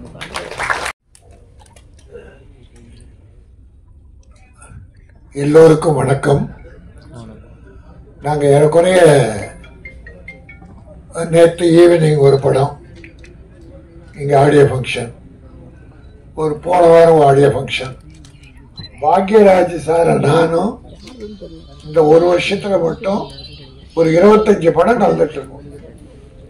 அவர் சின்ன படங்கள்லாம் வாழ்த்துறதுக்கு மகிழ்ச்சியோடு வந்துருவார். பெரிய இந்த பந்தாக தான் இந்த வேலையே கிடையாது. இப்ப நான் வந்திருக்கிறது அந்த மாதிரி ஒரு 100 படம் வந்திருப்பேன் இந்த ஒரு வருஷத்துல. என்னுடைய சகோதரர்கள், நண்பர்கள், சக தயாரிப்பாளர்கள் வாழ்த்து கூப்பிடும் போது ஆழ் மனதிலிருந்து வாழ்த்து இந்த படம் வெற்றி பெறணும் அப்படின்னு வாழ்த்தோம். ஆனா இந்த படம் என்னன்னா அது என் படம். கையிலன் என்பது என் சொந்த படம், என் புள்ள தயாரிச்ச படம். அவன் ஏறக்குறைய 1991 என் வீட்டுக்கு ஸ்கூலுக்கு வந்தான். வண்ணாடு போயிட்டாலே காமராஜ் மெட்ரிகுலேஷன் ஸ்கூல்னு ஒன்று நடத்துறேன். அப்போ தமிழ்நாடு மெட்ரிகுலேஷன் ஸ்கூல்ஸுடைய தலைவர் ஒரு தம்பி திடீர்னு ஒரு 12:45 1 மணி இருக்கும், மீட்டிங் முடிக்கிறோம், ஜனகணமனதி பாட நிக்கிறோம். ஜனன் ஆரம்பிச்ச உடனே சார் சார் ஒரு நிமிஷம் குரல் பார்த்தா வெள்ள விளையாடு, இன்னைக்கு ஒரு மாதிரியா இருக்காரு. அன்னைக்கு காத்தடிச்சா விழுந்துருவோம். ஒரு 22 23 வயசு இருக்கும். அப்போ என்னப்பா, நான் புதுக்கோட்டையில இருந்து வர்றேன், அங்க நர்சரி ஸ்கூல் நடத்துறேன், நான் சங்கத்துல சேர்ந்து பண்ணோம்னா அந்த செக்ரட்டரி என்ன பண்ணாரு, தேசிய பாட போறோம் நிறுத்தி உட்காரு அப்படின்னாரு.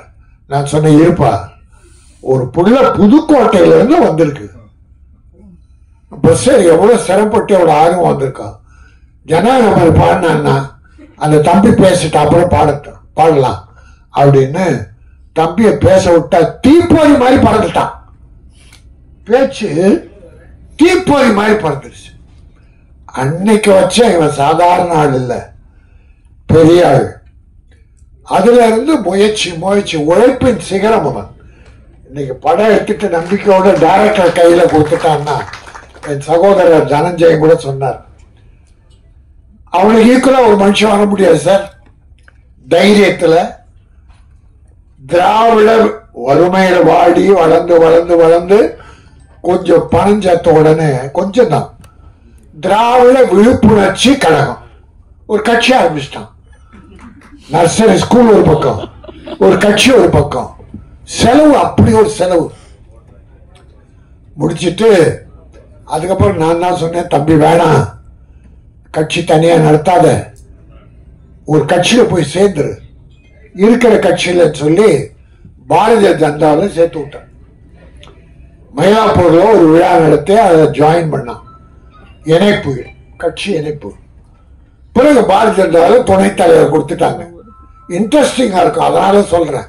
அவன் ஒரு பெரிய கேரக்டர், தஞ்சையன் ஒரு பியூட்டிஃபுல் கேரக்டர், சாதாரண ஆள் இல்லை. பாரதிய ஜனதாவில் வேகமா இருந்து எல்லாரோட நல்லா பேர் எடுத்துட்டே வந்தான். புதுக்கோட்டையில ஒரு கல்யாணம், பாரதிய ஜனதாவின் துணைத் தலைவரா இவரை கூப்பிடுறாங்க. இன்னைய முதல் அமைச்சர், அன்னைக்கு எதிர்கட்சி தலைவர், தளபதி மு.க. ஸ்டாலினும் போறாரு இந்த கல்யாணத்துக்கு. அவர் பேசுறதுக்கு முன்னால இவன் பேசுறான், தம்பி பேசுறான். பேசும்போது என்ன பண்ணிட்டான், நாளைக்கு இந்த தமிழகத்தை ஆளக்கூடிய முதல்வராக வரக்கூடிய தகுதி படைத்த மு.க. ஸ்டாலின் அவர்கள்ட்டான். இவன் இருக்கிறது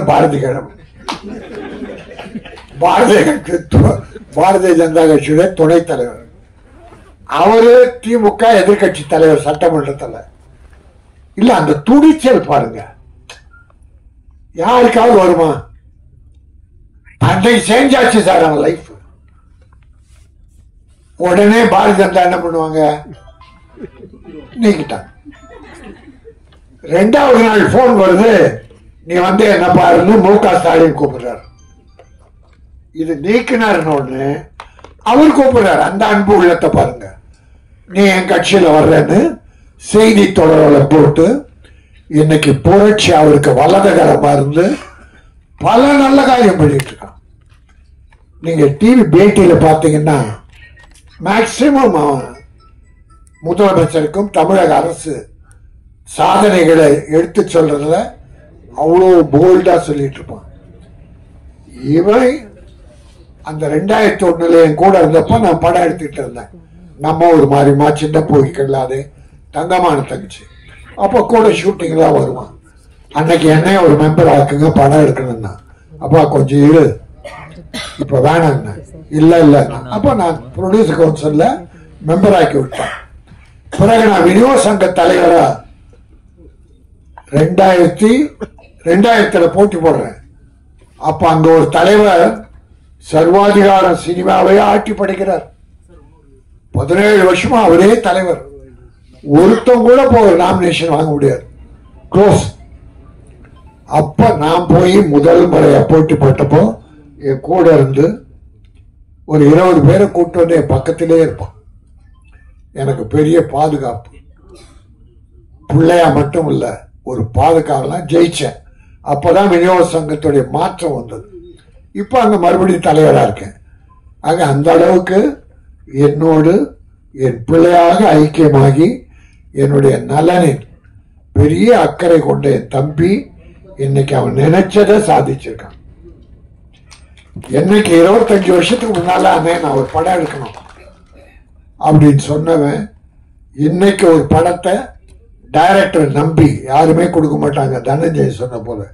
ஆனா இப்படிப்பட்ட டைரக்டர் அடைய மாட்டாங்க. கௌரவம், அவரு கௌரவம் நாராயணன், இப்படி ஒரு டைரக்டர் கிடைக்க மாட்டாங்க. எங்க ப்ரொடியூசர்ஸ் 75% நடுத்தரில் நிக்கிறதுக்கு பல டைரக்டர்கள் காரணம். அது தெரியுமா உங்களுக்கு? இல்ல இல்ல இல்ல இல்ல உங்களுக்கு தெரியுமான்னு கேட்டேன். நீங்க இல்ல. ஏன்னா நம்பி விடணும்னா யாருகிட்ட விடணும்? எங்க தனஞ்சயம் ஏன் போய் உட்கார்றாரு? நிறைய நல்ல டைரக்டர், அதுவும் இப்ப வர்ற தம்பிங்க ரொம்ப அற்புதமா பண்றாங்க. அவங்க சிந்தனை எல்லாம் சிறப்பா இருக்கு. ஆனா செலவுகள் தான் ஓவரா இருக்கு. 5 கோடியில படம் முடிக்கலன்னா 9 கோடிக்குள்ள முடிச்சிடுறாங்க. ப்ரொடியூசர் ரிலீஸ் பண்ண முடியாம அவஸ்தப்படுறாரு. இந்த படம் பாருங்க, தமிழ் பெயர். இன்னைக்கு எல்லா படமும் ஆங்கில பெயர். எந்த படம் எடுத்தாலும் ஆங்கிலம் 75% வருது. அன்னைக்கு முத்தமிழறிஞர் டாக்டர் கலைஞர் என்ன பண்ணாரு, அப்போ டைட்டில் தமிழ்ல வந்துகிட்டே இருந்தது இங்கிலீஷ்ல. அவர் பார்த்தா எப்படி ஒண்ணுல திருத்துறதுன்னு, தமிழில் பெயர் வைத்தால் 3 லட்சம் மானியம் சார். எல்லாரும் தமிழுக்கு வந்துட்டாங்க சார், இங்கிலீஷ் காணும் சார். இப்போ இன்னைக்கு பார்த்தா 75% 75% ஆங்கிலத்தில் பெயர் வைக்கிறாங்க. ஆனா அருமை சகோதரர் அஜித் ஒரு அற்புதமான தமிழ் பெயரை, அதாவது திறமையானவன், நேர்மையானவன். இந்த கையிலே நண்பருக்கு பொருள் நிறைய நல்ல பாசிட்டிவான அர்த்தங்கள். அப்படி வைக்கணும். கம்பராமாயணத்தில் திருக்குறள்ல இருக்கு நிறைய தமிழ் பேர் இருக்கு. அதை விட்டுட்டு ஆங்கிலத்தில் பேர் வைக்கிறாங்க. ஆனால் அந்த இயக்குனரை பாராட்டுகிறேன். நீங்கள் வெற்றி பெறுவீர்கள். இந்த சிறு முன்னோட்டம் காட்டிவிட்டது. ஒரு ஆங்கில படத்தை எப்படி எடிட் பண்ணி காட்டணுமோ அந்த மாதிரி காட்டியிருக்கீங்க. அது ஒரு கிரைம் சப்ஜெக்டா த்ரில்லரா ஏதோ ஒன்று, ஆனால் interesting. Music radio recording first class, editing first class, camera first class, எல்லா ஃபர்ஸ்ட் கிளாஸ் இருக்கிறதால மக்களும் ஃபர்ஸ்ட் சாய்ஸா தியேட்டருக்கு வருவாங்க. இன்னைக்கு எவ்வளோ நல்ல சின்ன படங்கள் வெற்றி பெறுது, பெரிய படங்கள்லாம் தோல்வி அடையுது. இந்த 5 வருஷம் நான் கணக்கு சொல்லிட்டு இருக்கேன். பெரிய படங்கள்லாம் சின்ன படமாகுது, சின்ன படங்கள்லாம் பெரிய படமாகுது. சூரிய என்ன சார் பெரிய அழகனா? காமெடி நடிகர் சூரிய பொராட்டா துண்ணு பொராட்டா வாத்தினானே, அவன் காமெடி பண்ணிட்டு இருந்தான். தம்பி அன்பான தம்பி, அதனால அவன் என்ன பண்ற சார்? ஒரு 4-5 படம் சக்சஸ் சார். என்ன கதை இருந்தது, அதுல குடும்பம் இருந்தது, கிளாமர் கிடையாது, வல்கர் கிடையாது, குரூப் டான்ஸ் கிடையாது, ஒரு பெரிய ஃபைட் கிடையாது, கதை இருந்தது, நல்ல குடும்ப கதை இருந்தது. அதனால கதைகள் கிராமத்துல கொட்டி கிடக்கு சார், ஒவ்வொரு வீட்டில் இருக்கு சார், வீதியில் இருக்கு சார். என் அருமை தம்பிகள் வர்ற டைரக்டர்ஸ் தமிழ் பண்பாடு குறையாத தமிழ் கலாச்சாரம் மிக்க படங்களை எடுங்க. இப்ப நிறைய குடி பெருகிடுச்சு, அராஜகம் அதிகமாகிடுச்சு, கொலை கொள்ள அதிகமாகுதுன்னு எல்லாரும் கத்துறாங்க. நடக்குது, 1-2 நடக்குது. அது சட்டம் ஒழுங்கு கெட்டு போல வழக்கமா நடக்கிற மாதிரி நடக்குது. அது குடி போதையும் ஒரு காரணம்.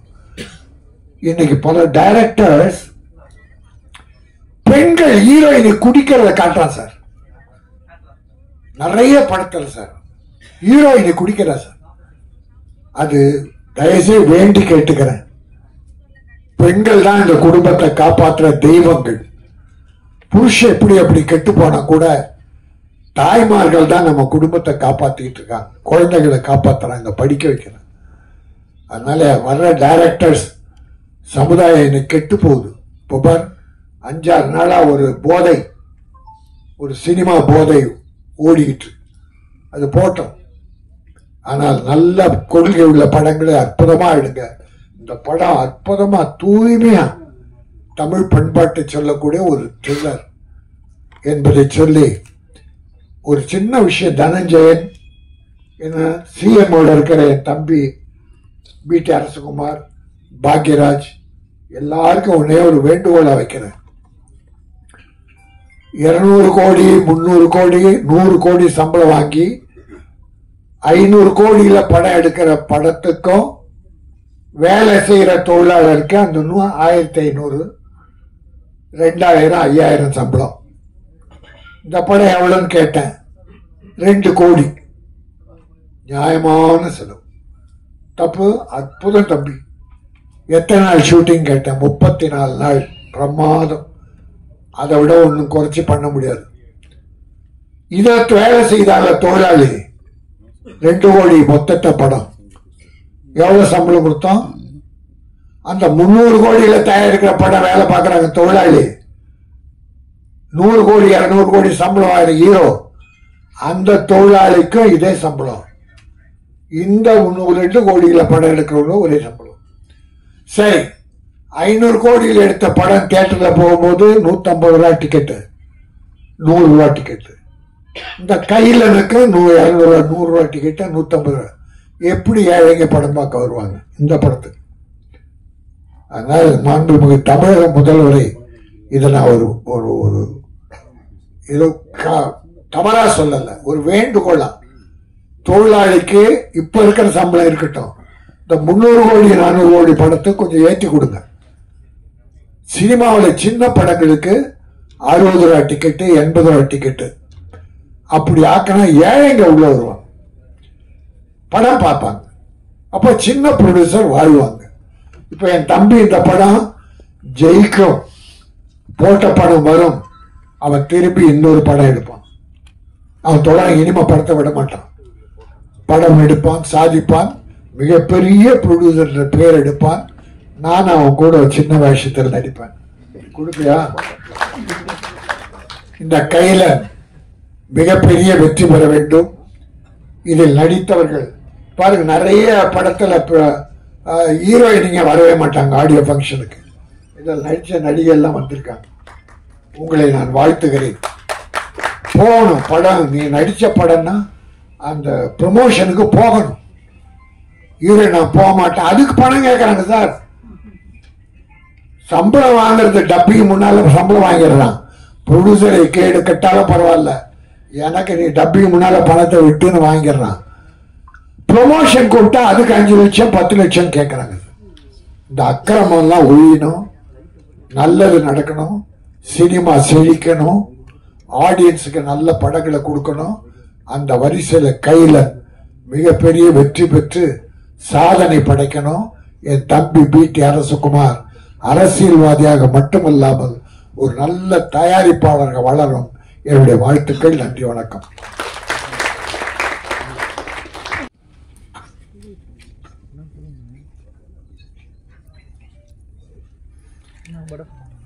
காலதாமதமாக வந்திருக்கும் எல்லாத்தையும் காத்திருக்க வச்சதுக்கு முதல்ல மன்னிப்பு கேட்டுக்கிறேன். ஏன்னா எனக்கு 11 மணி அப்படிங்கிற மாதிரி மனைவி சொன்னாரு. சரி 11ன்னா ஒரு 10-15 நிமிஷம் முன்ன பின்ன ஆகும் அப்படின்னு நினச்சிட்டு தான் புறப்பட்டு இங்கே வந்ததுக்கப்புறம் தான் தெரிஞ்சேன் 10 மணிலேருந்தே வெயிட் பண்ணிட்டு இருக்கேன் சார் அப்படின்னாரு. அதுக்கப்புறம் ப்ரொடியூசர் பேசும்போது சொன்னார் 9:30 எல்லாரும் இது பண்ணுறாங்க. ஸோ இவ்வளவு இத்தனை பேர்த்து இவ்வளோ நேரம், ஏன்னா சொன்ன டைமுக்கு வரணும் அப்படிங்கிறத எப்பவுமே முயற்சி பண்ணுவேன். இன்றைக்கி ஏதோ டிலே ஆகிடுச்சு, அதுக்கு மன்னிச்சு. மரியாதைக்குரிய பத்திரிகை மற்றும் அனைத்து ஊடக நண்பர்கள் எல்லாத்துக்கும் என்னுடைய பணிவான வணக்கம். அதே மாதிரி விழாவில் இந்த கைலன் திரைப்பட விழாவில் பங்கெடுத்து வந்திருக்க முன்னால் உட்காந்துருக்கவங்க எல்லாத்துக்கும் என்னுடைய பணிவான வணக்கம். அவருக்கு நிறைய பொறுப்புகள் இருக்குது, அதில் தலைவர் இதில் தலைவர் அப்படின்ட்டு. அந்த எல்லா பொறுப்பை விட சினிமா மேலே உண்மையான அபிமானம் உள்ள ஒரு நல்ல மனிதன் ராஜன் அப்படிங்கிறது, அதுதான் எனக்கு பிடிச்ச ஒரு பொறுப்பு அவர்கிட்ட. ஸோ அவருக்கும் அதே மாதிரி தனஜெயன், அப்புறம் இந்த வாத்தியார்கிட்ட படிச்சிருந்தா எல்லாருமே அவன் மக்கள் இருக்க மாட்டான், நல்லா படிப்பாங்கிற அளவுக்கு ஞான சம்பந்தன் அவர்கள். அவர் முதல் கொண்டு இன்னும் மேடையில் உட்காந்துருக்க எல்லாத்துக்கும் என்னுடைய பணிவான வணக்கம் தெரிவிச்சுக்கிறேன். சிவதா இவ்வளவு நல்ல பேர் நடிக்கிறதுல சம்பாதிக்கிறத விட கேரக்டரில் இவ்வளோ நல்ல பேர் சம்பாதிச்சிக்கிறது ரொம்ப சந்தோஷமாக இருக்குது. ஏன்னா எல்லாருமே அவங்க எந்த அளவுக்கு கோஆப்ரேட் பண்ணி பண்ணாங்க அப்படிங்கிறத டைரக்டர் முதல் கொண்டு எல்லாருமே சொன்னாங்க. ஸோ அவங்கள மாதிரியே நடிக்கிறவங்க ஹர்ஷா, ஹரி, இன்னைக்கு மியூசிக், அவங்க இன்னும் டெக்னீஷியன்ஸ் எல்லாத்துக்குமே என்னுடைய அட்வான்ஸு வணக்கத்தையும் அட்வான்ஸ் வாழ்த்துக்களையும் நான் தெரிவிச்சுக்கிறேன். ராஜன் சார் பேசிகிட்டு இருக்கும்போது உண்மையாகவே தமிழில் அந்த ஆர்வம் இருக்கிறதுல தமிழ் பேர் வைக்கலையே அப்படிங்கிறத பற்றியெல்லாம் கொஞ்சம் பேசினாரு. நான் அப்படியே யோசித்தேன், நம்ம ஏதாவது அப்படி தப்பு பண்ணியிருக்கோமா அப்படின்னா, டார்லிங்னு அந்த படத்துக்கு டைட்டில் ஒரு டார்லிங்கோட விட்டுருந்தா பரவாயில்ல, டார்லிங் டார்லிங் டார்லிங்னு அழுத்தம் திருத்துமா. அது மட்டும் இல்லாமல் அதுக்கப்புறம் டாடி டாடின்னு பாட்டு வேறு, தமிழ் படத்தில் டாடி டாடின்னு பாட்டு, அதில் ஹிந்தி பேட்டா பேட்டா மேரா பேட்டான்ட்டு, இப்படி எல்லாம் என்னென்னா சினிமா ஜனரஞ்சகமாக இருக்கிறதுனால ஜனங்களுக்கு பிடித்தமானதாக செய்வோமே அப்படின்னு சொன்ன ஒழிய மற்றபடி தமிழுக்கு மறுப்பா வேறு ஏதாவது செய்கிறோம் அப்படிங்கிறது அல்ல. ஏன்னா தமிழ் தான் சோறு போட்டிருக்கு. அதனால் அவர் சொல்லும்போது அப்படின்னு நினச்சி பார்த்துக்கிட்டேன்.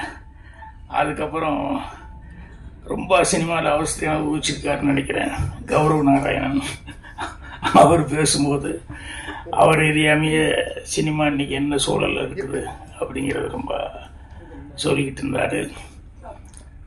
அது தனஜெயனா அவருக்கு கவுண்டர் கொடுத்து பதில் சொல்லிட்டு இருந்தார் என்ன இதுன்ட்டு. என்ன ஒன்று அதில் என்னன்னா, சில பேர் வன்மமாக எழுதுகிறாங்க, அது பாதிக்குது அப்படிங்கிறது. என்னை பொறுத்த வரைக்கும் என்னென்னா, அந்த மாதிரி எழுதுறவங்களை இக்னோர் பண்ணிட்டு போகணும், அவ்வளோதான். என்னென்னா, நல்ல படம் எடுத்தால் அதை ஓடாமல் யாருனாலையும் தடுக்கவே முடியாது. நல்ல படம்ங்கும்போது கண்டிப்பாக அது ஓடித்தான் தீரும். இப்போ ஒன்றும் இல்லை, ஒரு ஞானசம்பந்தன் சார் பேசும்போது அந்த டூரிஸ்ட் ஃபேமிலியை பற்றி சொல்லிக்கிட்டு இருந்தார். இந்த படம் வந்த நாள்லேருந்து எனக்கு நல்ல படம்னு எல்லாருமே நல்லா இருக்குன்னு சொல்லிட்டு இருந்தாங்க. நான் வெளியூர் அங்கே இங்கேயும் சுற்றிக்கிட்டு ஊராக ஓடிட்டு இருந்ததுனால இந்த படமே சரி இப்போ பார்த்தலான்ட்டு இருந்தேன். கடைசியில் பார்த்தா ஓடிடியில் வந்து இப்போ 5 நாளைக்கு முன்னாடி தான் பார்த்தேன். பார்த்தோன்னுமே அந்த டைரக்டர் கூப்பிட்டு பேசணும் அப்படின்னு சொல்லி மனைவி கிட்ட அந்த டைரக்டர் எப்படியா கொஞ்சம் பிடியான்னு அந்த ஆள் இன்னும் இது வரைக்கும் கொடுக்கல எனக்கு. கேட்டா அவர் பிஸியா இருக்காரு, நீங்க பிஸியா இருக்கிறதுல அவர் பேர் சொல்லிட்டாரு. அவ்வளவு பிரமாமா அந்த படம் பண்ணியிருந்தேன். அப்புறம் ரொம்ப நாளைக்கு அப்புறம் நான் வந்து மனசார பார்த்து அந்த படத்தை பார்த்துட்டு அவ்வளோ சந்தோஷப்பட்டேன். கோடிகள் எல்லாம் நம்பாம பெரிய ஆர்டிஸ்ட் பட்டாளம் எல்லாம் இருக்கணும் அப்படிங்கிறதெல்லாம் இல்லாமல் ரொம்ப யதார்த்தமான ஒரு கதையை மட்டுமே நம்பி ரொம்ப சிறப்பாக இருந்தார். ஸோ அந்த மாதிரி நல்ல படங்களாக இருந்து அப்படின்னு சொன்னோம்னா என்ன விமர்சனம் வந்தாலும் விமர்சனம் எழுதுகிறோம். கண்டிப்பாக சில பேருக்கு சிலது பிடிக்கல அப்படின்னா அப்படித்தான் எழுதுவாங்க. சில பேர் கங்கணம் கட்டிட்டு அதுக்குன்னு நம்ம திறமை காமிக்கணும்னு சில நேரங்கள் விமர்சனங்கள் அப்படி தப்பாக எழுதுவாங்க. பட் அதெல்லாம் நம்ம பார்க்க வேண்டாம். நல்லா இருக்கிறது நல்லா இல்லைன்னு சொல்லி யாருமே எழுதுறதுக்கு நல்ல பத்திரிகையாளர்கள் வந்து அது தயங்குவாங்க. மனசில் இருக்கிறத ஓப்பனாக வந்து படம் பார்த்துட்டு சொல்கிறேன். அதில் தான் நிறைய படங்கள், சின்ன படங்கள் போய் அவங்க சொல்லிட்டு இந்த படங்கள் எல்லாமே ஓடிட்டுருக்கு. இந்த படத்தினுடைய தயாரிப்பாளர் முதல்ல பேசும்போது வாத்தியார் இருப்பார், தமிழ் இவ்வளோ சிறப்பாக பேசுகிறாரு அப்படின்னு சொல்லிட்டு நான் ராஜன் சார்கிட்ட கேட்டுட்டு இருந்தேன்.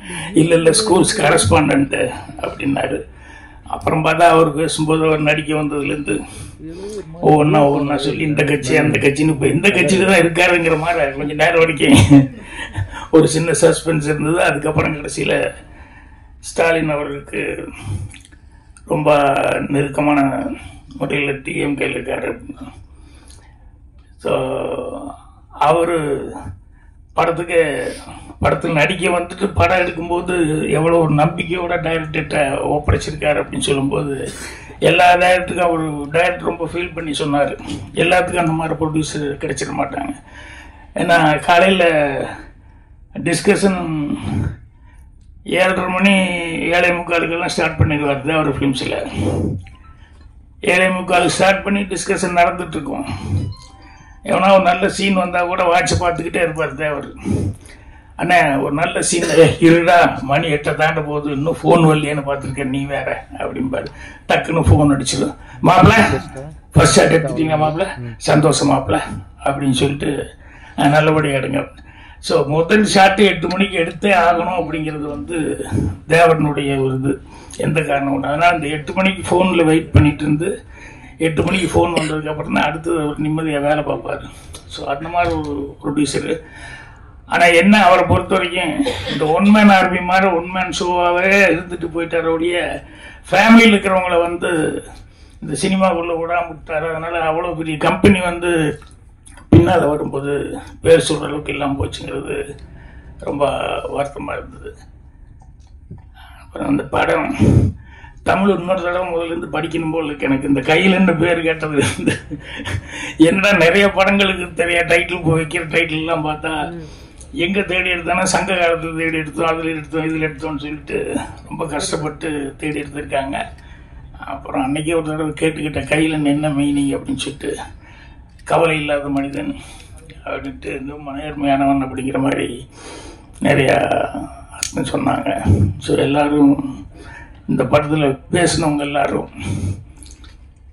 எவ்வளோ கஷ்டப்பட்டுருக்கோம், இந்த படத்துக்காக எவ்வளோ உழைச்சிருக்கோம் அப்படிங்கிறத அவங்க பேசுனதில் வந்து புரிஞ்சுக்கிட்டேன். அதனால் மீண்டும் ஒரு முறை இதில் நடித்தவங்க டெக்னீஷியன்ஸ் எல்லாத்துக்குமே அட்வான்ஸு வாழ்த்துக்கள் வந்து தெரிவிச்சுக்கிறேன். நான் எனக்கு ட்ரெயிலர் அனுப்பிச்சி விட்டாரு, நீங்கள் வர்றதுக்கு லேட் ஆகுதுன்னு சொல்லி வர்ற வழியில் பாட்டு வந்துடுங்கன்னு. அதில் சாராம்சமாக பார்த்தா போராட்டம் அப்படிங்கிறது தான் மெயினாக இருந்தது. அது இன்னொன்று ரொம்ப இந்த சுருதி சுத்தமாக தமிழில் ரொம்ப அழகாக தொகுத்து வழங்கிட்டு இருந்தாங்க. அவங்களுக்கு ஒரு பாராட்டு தெரிவிக்கணும். ஆமாம், அவங்க நல்லா பேசுகிறாங்களேன்னு பார்த்துக்கிட்டு இருந்தேன். திடீர்னு டைரக்டருக்கு ஒரு இன்ட்ரடக்ஷன் ஒரு கவிதை கொடுத்தாங்க பாருங்க, ரொம்ப பிரமாதமாக இருந்தது. ரொம்ப ரசித்தேன் நான். அது யார் எழுதுனது? நீங்களே ஐயோ சரி, யார் எழுந்தாலும் ரொம்ப நல்லா எழுந்தீங்க, ரொம்ப நல்லா படிச்சீங்க நீங்க. அது அந்த டைரக்டருக்கு ஒரு டானிக் கொடுக்குற மாதிரி ரொம்ப. ஸோ போராட்டம் அப்படிங்கிறது வந்து அதுதான் மெயின் அப்படிங்கிறது புரிஞ்சுக்கிட்டேன். போராட்டம் இல்லாமல் வாழ்க்கை இல்லை. அது போராட்டம்னு சொன்னோடனே என் குருநாதர்லேருந்து ஸ்டார்ட் பண்ணிட்டேன். எங்கள் டைரக்டர் ஃபஸ்ட்டு படம் 16 வயதில் அவர் இந்த மயிலுன்னு ஒரு கதையை வச்சுக்கிட்டு ரொம்ப நாள் அவர் சுத்தாத கம்பெனி இல்லை, போகாத இடம் இல்லை. என்எஃப்டிசிலேருந்து எல்லா இடத்துக்கும் எவ்வளோலாம் போராட்டம் பண்ண முடியுமோ அவ்வளோ தூரம் போராடிக்கிட்டே இருந்தார் அந்த மயில் கதையை. அது கடைசியில் வந்து பொள்ளாச்சியிலேருந்து ஒரு தேங்காய் வியாபாரி ராஜ்கண்ட் சார் அப்படின்னு சொல்லி அவர் வந்து தான் அவருக்கு வந்து விடிவு காலம் வந்தது. அது வந்தோடனே அதே மாதிரி ஃபஸ்ட்டு டே எல்லாம் கதையெல்லாம் சொல்லி எல்லாம் ஓகே ஆகி பாட்டு ரெக்கார்டிங் எல்லாம் வந்துட்டு ஷூட்டிங் போகலான்னு புறப்பட்டு போனால் இங்கேருந்து கொள்ளைகால் பக்கத்தில் ஷூட்டிங், பெங்களூரில் போய் இறங்கி அங்கேருந்து போனோன்னு போய் இறங்கி எனக்கு அதுதான் ஃபஸ்ட்டு அட்வான்ஸ் கொடுத்தாங்க ஒரு 150 ரூபா ராஜ்கண்ட் சார். நம்ம தான் ஷூட்டிங் போகிறோமே, நமக்கு என்ன அங்கே சாப்பாடு கிடைக்க போகுது, வேறு என்ன செலவுக்கு போகுதுன்னு அது வரைக்கும் எனக்கு டீ காப்பி எல்லாம் வாங்கி கொடுத்தாங்களே. அவங்களெல்லாம் கூப்பிட்டு போய் வாங்கன்னு சொல்லி சினிமா கூப்பிட்டு போய் பிரியாணி கிரியாணி எல்லாம் வாங்கி கொடுத்து எல்லாம் செலவு பண்ணிட்டு 5 ரூபாய் 10 ரூபாய் வச்சுக்கிட்டு போயிட்டேன். பெங்களூரில் போய் இறங்கணுன்னே ஷூட்டிங் கமலஹாசன் இல்லை, டேட் இல்லை, கேன்சல் ஆகி போச்சு அப்படின்ட்டான். கேன்சல்னு சொன்னோன்னே அது 5 ரூபா தான் வச்சுருக்கோம், என்ன பண்ண போகிறோம், ஊருக்கு போய் மெட்ராஸுக்கு போய் அப்படின்னு. அதை விட எனக்கு பெரியது என்னென்னா ஃபஸ்ட்டு படம் எங்கள் டைரக்ட் பண்ணுறாரு. ஸோ அவருக்கு எப்படி இந்த எவ்வளோ போராட்டத்துக்கு அப்புறம் வந்து அந்த படத்துக்கான வாய்ப்பு கிடைச்சிது. ஸோ அவ்வளோலாம் கஷ்டப்பட்டு இது பண்ணிட்டு பயங்கர அப்செட் ஆகி உட்காந்துருந்தார். அப்புறம் ப்ரொடியூசர் வந்து அவருக்கு இல்லை இல்லை பாரதி ஒன்றும் இல்லை அப்படின்னு சொல்லிட்டு இதெல்லாம் இருக்கிறது தான், நீ நல்ல கதை பண்ணியிருக்க, அதனால் நம்பிக்கையோடு இன்னும் ஒரு 20 நாள் ஒரு 15 நாள் ஒரு மாதம் தள்ளி வரப்போது அவ்வளோதானே அப்படின்னாரு. ஸோ அதுக்கப்புறம் வந்து அந்த படம் எனக்கும் ஃபஸ்ட்டு அசிஸ்டன்ட் டைரக்டர். ஸோ அவ்வளோ பெரிய போராட்டத்துக்கு அப்புறம் அந்த படம் வந்து 16 வயதில் அவ்வளோ பெரிய சக்ஸஸ் ஆச்சு. அதே மாதிரி அடுத்த படம் ரயில், அதில் நான் அசிஸ்டன்ட் டைரக்டர், அதுலேயும் assistant director, assistant dialogue writer. அந்த கடைசியில் கிளைமேக்ஸில் அந்த ஹீரோயின் சுதாகர் ராதியாவும் வந்து அந்த ஜனங்கள்லாம் ஊரே துரத்திட்டு வருது, அவங்க 2 பேரும் ஓடி வந்து கிளைமேக்ஸில் ட்ரெயின் ஏறி தப்பிச்சு ஓடிடுவாங்க அப்படின்னு. அந்த ட்ரெயினில் லாங் ஷாட்டில் தான் ட்ரெயின் நோக்கி ஓடி வர்றாங்க அப்படிங்கிற மாதிரி சொல்லி சஜஷனாக முடிகிற மாதிரி இருந்தது. அந்த ட்ரெயினில் வந்து புறப்படும் போது ஒருத்தர் ஏறிட்டாங்க, ஒருத்தர் ஏற முடியல, ஏறிடுவாங்களா இல்லையா, ஜனங்க ஓடி வந்துட்டுருக்காங்கன்னு அந்த ட்ரெயின் கூடயே அந்த கம்பார்ட்மெண்ட்லேயே ஏறிடுவாங்களா இல்லையான்னு சொல்லி ஒரு டெவலப்மெண்ட்டு ஒரு 5-6 ஷாட் இருந்தால் நல்லாயிருக்கும், அந்த பொண்ணுக்கு ஒன்று இவருக்கு ஒன்று காம்பினேஷன் அந்த ஹீரோவுக்கும் அப்படின்னு சொல்லி டைரக்டர்கிட்ட ஒரு சண்டை. ஐயோ தெரியுது எனக்கு, என்னையா பண்ண முடியும், காசு இல்லை, போய் பணம் கட்ட முடியாது, இங்கே பர்மிஷன் கிடையாது, காஞ்சிபுரம் தாண்டி தான் போகணும் அப்படின்னு சொல்லிட்டு அவர் வேற ரீரிகார்டிங் நடந்துக்கும் போது அந்த நேரத்தில் நாங்கள் இது சொன்னோம். உடனே அவர் ப்ரொடியூசர்கிட்ட அப்புறம் நான் போய் சொன்னேன், இது இருந்தால் நல்லா இருக்குங்க அப்படின்னு. அப்புறம் உடனே பணத்தை கட்டி டைரக்ட் நான் வரமாட்டேன், நீயும் பாலகுரன்னு போய் நிவாஸ் கூப்பிட்டு நீங்கள் போய் எடுத்து வந்துடுங்க அப்படின்னு. சரின்னு காஞ்சிபுரம் பக்கத்தில் ஷூட்டிங்க்கு அந்த 4 ஷாட் எடுக்கலான்னு சொல்லிட்டு இங்கேருந்து புறப்பட்டு போயாச்சு. போய் காஞ்சிபுரத்துலேருந்து அங்கே அந்த ஸ்டேஷனுக்கு போய் காலையில் ட்ரெயினுக்கு போகலான்னு போய் இறங்கினதுக்கு அப்புறம் தான் தெரிஞ்சது கேமராமேன் விட்டு விட்டாங்க நிவாஸை. கேமராமேனே இல்லைன்னு வந்தோடனே அப்புறம் பார்த்தா கேமராமேனு மெல்ல ஆஃபீஸுக்கு போயிருக்காரு. என்ன இங்கே இருக்கிற நிவாஸ் இங்கே வந்துருக்கேன், வாட் அப்படின்னு இருக்காரு, ஷூட்டிங் போகலையான்னு அவங்க கேட்டிருக்காங்க. அப்புறம் தான் டைரக்டருக்கு எல்லாரும் தெரிஞ்சிருக்கு. அப்புறம் நாங்கள் ஃபோன் பண்ணப்போ இந்த மாதிரி என்ன, சரி வந்துட்டீங்க, அவர் அசிஸ்டன்ட் நிவாஸ் இருக்கார், அவரை வச்சு எடுத்துக்கோங்க அப்படின்னு சொல்லி சொன்னோன்னே பாலகுரன் மெல்ல சொன்னார், இது பாரு பாக்கியா, எனக்கு அடுத்த படம் டைரக்ஷன் சான்ஸ் கொடுக்குறேன்னு சொல்லியிருக்காரு ராஜ்கண்ணு, நிவாஸ் வரல, இந்த ஆள் அசிஸ்டன்ட், இவனை வச்சு எடுத்து ஏதாவது தப்பு வந்துச்சுன்னா எனக்கு டைரக்ஷன் சான்ஸே போயிடும். நான் போய் காம்பவுண்டுக்கு வெளியே நிற்கிற, ரயில்வே ஸ்டேஷனுக்கு வெளியே, நீயாச்சு நிவாஸ் ஆச்சு, நீங்கள் எப்படியாவது எடுத்துகிட்டு வாங்க அப்படின்னு சொல்லிட்டு அவர் ஓடிட்டார். அப்புறம் நிவாஸ்கிட்ட எப்படியாவது நம்ம எடுத்துகிட்டு போவோம் வந்தாச்சு அப்படின்னு சொல்லி நான் ஒரு தைரியமாக, அதுதான் 2வது படம், 16 தேதியில் முடிஞ்சு 2வது படம். ட்ரெயின் வரும்போது ஒரு 2 ஷார்ட் எல்லாம் சொல்லி எல்லாம் ரெடி பண்ணியாச்சு. ட்ரெயின் வந்துட்டு இருக்கு, ரெடி ஸ்டார்ட் பண்ணலாமா அப்படிங்கும்போது நிவாஸ் அவர் அப்துல்லா மெல்ல கேட்குறாரு, ராஜன் அப்ரேக்ஷன் எவ்வளோ வைக்கிட்டோம் அப்படிங்கிறாரு. போட்டாங்க அப்படின்னு எனக்கு நல்லா பயங்கர கோபம் வந்துச்சு. நானே புதுசு அசிஸ்டன்ட் ஆயிட்டு கேமரா பற்றி எனக்கு என்ன அது, நீ எங்கிட்ட போய் அப்ரேக்ஷனை பற்றி வைக்கிறது இஷ்டத்துக்கு அப்படின்னு சொல்லி. அதுக்கப்புறம் எங்களுக்கு என்ன, எனக்கு என்ன போராட்டம்னா, திரும்பி போனதுக்கு அப்புறம் என்ன ஆள உருவே எடுக்கல, நீ என்ன எதுக்குன்னு சொல்லி எங்க டைரக்டர் ஏதாவது திட்டுனா என்ன பண்றது அப்படின்னு சொல்லிட்டு வந்து ரஷ் பார்க்குற வரைக்கும் எங்களுக்கு பெரிய பிரச்சனையா இருந்தது. அதுக்கப்புறம் ரஷ் பார்த்ததுக்கு அப்புறம் தான், ஏன்னா ட்ரெயின் வேற ரொம்ப நேரம் நிற்க மாட்டேன் அப்படின்னு சொல்லி வந்து கொஞ்ச நேரம் தான் நிறுத்துவேன் அப்படின்ட்டான்.